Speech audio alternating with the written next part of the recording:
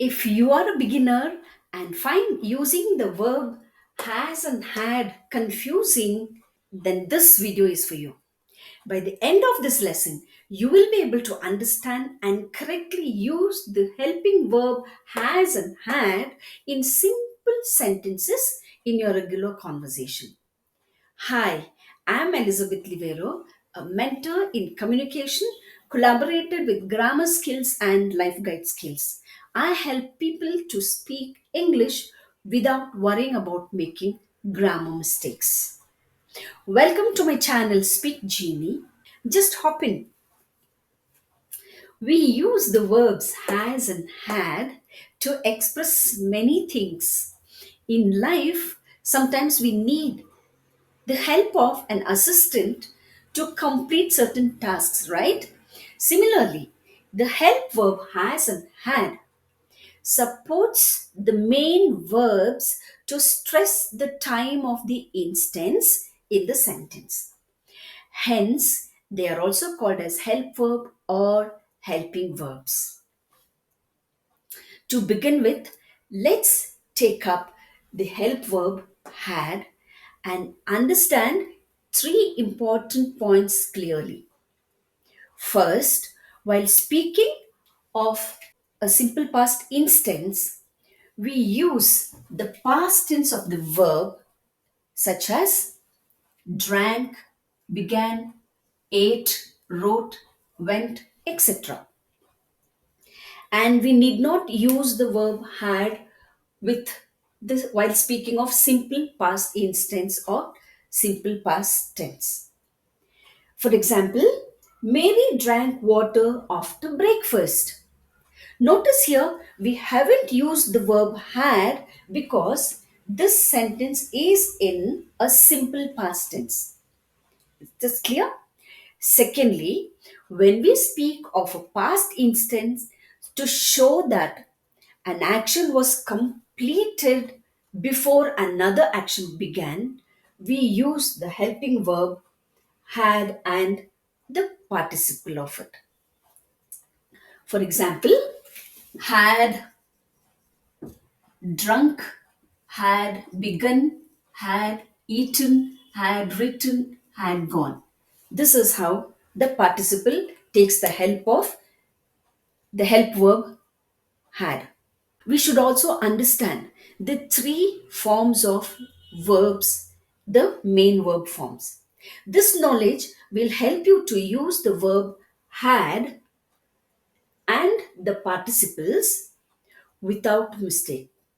For example, look at the base verb, how they change into past tense and participle. Drink, begin, eat, write, and go are the base verb. They change to drank, began, ate, wrote, and went in the past tense. And at the participle, it becomes drunk, begun, eaten, written, and gone.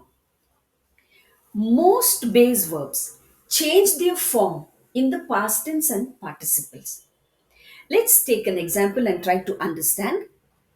My mother had cooked food for the night, but we didn't eat it. Notice the first action in the sentence here. My mother had already cooked, and that is why I take the help verb had and the participle of cook. Cooked. Had cooked. Okay. Let's take another example. Mary had prepared the PPT but forgot to save it. Kindly note here, this sentence has two actions. Mary had prepared the PPT is the first action. It is already done and completed before the second action took place. That is, she forgot to save it. That's why, and therefore it takes the help of the help verb had and the past participle of the verb prepared as prepared, had prepared. Fine. These type of sentences are called as past perfect tense. Now observe another important point. We also use the help verb had with singular and plural subjects. The singular subjects are I, you, he, she, and it, and the plural subject we and they. When we add the help verb had, it is I had, you had, he had, she had, and it had. Also, we had and they had. Fine. And if you have to take up an example, I, you, he, she, or it had a pencil, had pencils, or had new pencils. With the plural subject, we or they had, we had new pencils, they had few pencils. Okay, this is how it goes. Fine. Now let's understand the use of the help verb has. Observe three important points here. First, we use the help verb has to refer to the third person singular subject he, she, it, and singular noun. For example, Jenny. If you have to take an example, he has a cat, she has a pet, it has a spot, and Jenny has a pet cat. Here, when we take an example of Jenny has a pet cat, has refers to the owner of the cat, Jenny. Has also refers to the present tense. He has a car. Has indicates here the owner and he owns the car at present. Let's refer to various different contexts and see where we can use the helping verb has. To express that you are expecting something, let's take this example. The school bus has not yet arrived. Has not yet is a negative statement, refers to the present state of anticipating the school bus. Let's see how it refers to the suffering. The teacher has got a toothache. The verb has indicates that the teacher is experiencing the toothache in the present moment. Observe this statement of expressing an action done. My mother has packed fruits for our snack pack. In this sentence, the verb has adds up to the action of packing a while ago. Let's look at this context of expressing a purpose. The principal has gone to supervise the second floor. In this sentence, has gone indicates the state of an action, a purpose at present. Okay.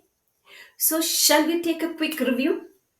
The verb has is used in the singular subject with the singular subject he, she, it, and the singular noun. We use the verb has to refer to the present tense.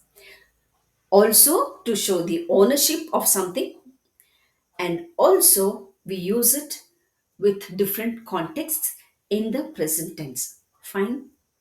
Now you begin to use these verbs in your regular conversation at school, office, and with your team and friends. While reporting the present instance, use the helping verb has, and with the past perfect tense, use the helping verb had. Keep practicing, and you will be able to communicate without worrying about making grammar mistakes. Remember to share, like, and subscribe to my channel. Keep shining and soar high. See you soon with my next video. Bye.